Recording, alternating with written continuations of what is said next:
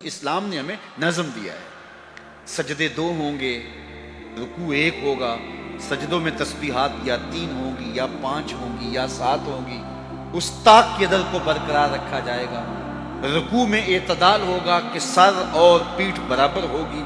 سجدے میں اتنے عضو کا یوں لگنا ضروری ہوگا،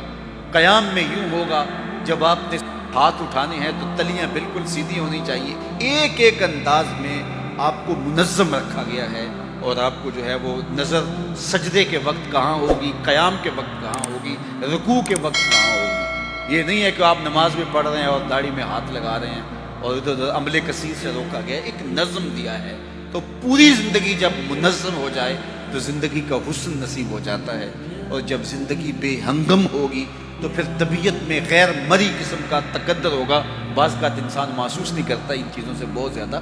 اثر پڑتا ہے۔ تو یہ چیزیں اپنی اپنی جگہوں پہ رکھی ہونی چاہیے۔ تو بات کہاں سے کہاں نکل گئی، تو حضور نے فرمایا کہ اولو النہا والاحلام، جو بڑی عمر کے لوگ ہیں اور جو بالغ حضرات ہیں وہ میرے قریب کھڑے ہیں، اور پھر اس کے بعد صفوں کی ترتیب یہ ہے، پہلے مرد ہوں،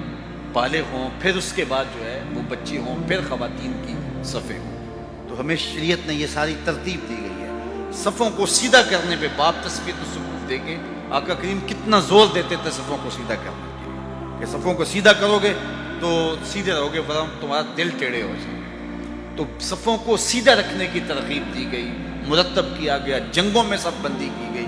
تو ان ساری چیزوں کا بہت زیادہ اثر مرتب ہوتا ہے۔ اس طرح اپنے لباس میں، اپنی وضاحت میں، ان ساری چیزوں میں صفائی ستھرائی، نظم۔ اللہ کے محبوب علیہ السلام کے پاس ایک شخص آیا تو اس کے کپڑے میلے تھے، تو فرمایا تیرے پاس کوئی چیز نہیں ہے جس سے ان کو صاف کر دے؟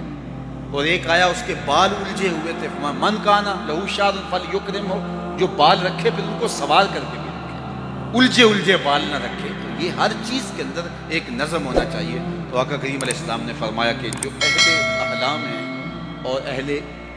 فہم ہیں اور بالغ مرد حضرات بڑے عمر کے ہیں وہ میرے قریب کھڑے، پھر جو اس سے قریب ہیں، یعنی اس کے بعد پھر اس سے کم عمر کے، پھر اس سے کم عمر کے، پھر اس کا اس طرح صفوں کی ترتیب ہوتی چلی جائے۔ اور فرمایا جس طرح بازاروں میں اختلاط ہوتا ہے کہ بازاروں میں کوئی اوپر نیچے جا رہے ہوتے ہیں، کبھی بڑا ہے کبھی چھوٹا آ گیا، کبھی خاتون آگے فرمایا جو بازاروں کے اندر اختلاط کا انداز ہوتا ہے وہ یہاں میرے ساتھ نہیں ہونا چاہیے۔ اور دوسرا یہ ہے کہ وہاں جس طرح لوگ بیہودہ بولتے ہیں بازاروں میں، کوئی آواز لگا رہا ہے، کوئی اوے کہہ رہا ہے، کچھ کہہ رہا ہے، کہا نہیں ایسا نہیں، تمہارے لہجوں میں بھی ترتیب ہو، تمہارے انداز میں بھی حسن ہو، تم کھڑے ہو تو اچھے لگو، تم بیٹھے تو اچھے لگو، رکوع کرتے ہوئے کہا ایک ساتھ جاؤ، اس طرح جو امام سے پہلے سر اٹھائے تو اس کے بارے میں سخت مذمت کہ جو امام سے پہلے سر اٹھائے تو اس کا سر جو ہے وہ گدھے کا نہ کر دیا جائے۔ تو اس طرح ترتیب دی تاکہ ایک دم جائیں رکوع میں، ایک دم کھڑے ہوں، ایک دم سجدے میں جائیں، ایک دم سجدے سے اٹھیں، ترتب قائم رہے، حسن قائم رہے، اولو النہا بڑی عمر کے آگے ہوں، پھر چھوٹے پھر چھوٹے پھر چھوٹے پھر خواتین، تو بے ہنگم قسم کا اجتماع نہ ہو، خوبصورت اور منظم اجتماع ہو۔ یہ شریعت کا مقصود ہے، یہ نظم رہے، خوبصورتی رہے، یہ شریعت کا نظم ہے۔ اور جب یہ کچھ سال ایسا ہوتا ہے تو پھر خود بخود ترتیب بنتی چلی جاتی ہے، اور اگر یہ اس پر توجہ نہ دی جائے تو پھر